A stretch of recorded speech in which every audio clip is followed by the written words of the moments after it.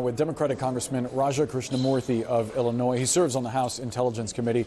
Congressman, thanks so much for being with us. Following the caucus meeting the Democrats had this morning, would you say that there's a more cohesive strategy for how your party is going to approach the effort to potentially vacate Speaker Johnson? No, I wouldn't say that. I would say that there's a lot of support for the underlying bills.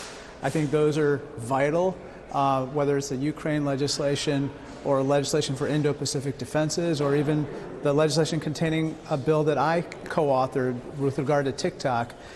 With regard to Mr. Johnson, he hopefully will do the right thing, bring these to the floor, bring them for a vote successfully, and I think he'll be in good shape. Well, Congressman, doing the right thing in your eyes could cost him his job, and he would need help from Democrats like you to keep his job. So are you willing to put it out there that you would back him if that motion to vacate moves forward? If these bills were delivered favorably and the aid was favorably voted upon, and Marjorie Taylor Greene went up there with a motion to remove him, for instance, I think there's going to be a lot of Democrats that move to kill that motion. They don't want to see him getting punished for doing the right thing. As someone said the other day, this is a Chamberlain or Churchill moment, and if he ends up being the Churchill and stands up to aggressors around the world, I think he'll be rewarded. He has been lobbied by members of his own party to include in this package of foreign aid bills language that would change the structure of the motion to vacate, the threshold, to make it harder to remove him. He seems open to it. From the sounds of it, some Republicans are wanting to vacate him for that.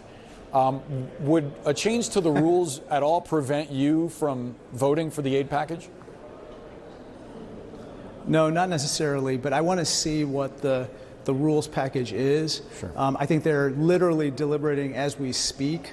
And again, I think the underlying bills need to be brought to the floor for a vote and consideration.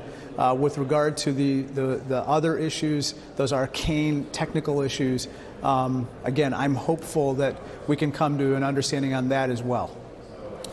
Some of your colleagues have been critical specifically of that portion of the bill that you helped to author regarding the forced divestiture of TikTok.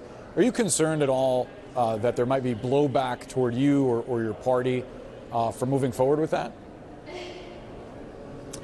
No, I think this is doing the right thing. Again, as we illustrated before, when 352 House members, including the vast majority of the Democratic caucus, voted for this bill, it's not a ban, it's a divestiture. And it's really not about TikTok, it's about ByteDance, which is ultimately controlled by the Chinese Communist Party. And further published reports since we actually passed that bill have illustrated a number of things that give legislators even more pause, such as, for instance, the fact that the ByteDance parent company used user data of Americans against them and surveilling them. And also that the user data that was supposedly off limits to Chinese employees of ByteDance are routinely accessed by those employees. Again, another misrepresentation by the company. So I think I'm feeling good about this vote as well. Congressman, I want to zero in on the portion that entails aid to Israel. Obviously, we haven't seen the text of the bill or the details therein and how it's finalized. But I'm curious about potential restrictions to aid predicated on the way that Israel handles the war in Gaza. There's been a lot of criticism, even from the president himself, over recent developments in Gaza based on the IDF's handling of aid workers, for instance, an accidental strike against World Central Kitchen aid workers.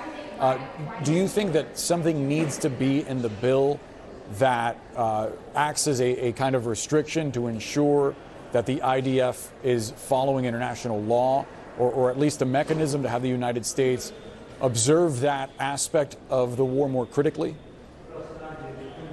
Well, one thing that the White House did before these bills were actually issued as bill text was they issued a memorandum called National Security Memorandum 20. And this memorandum set forth the existing conditions under which arms transfers to Israel and other countries will be made and have been made. And they have to certify that those conditions are met going forward.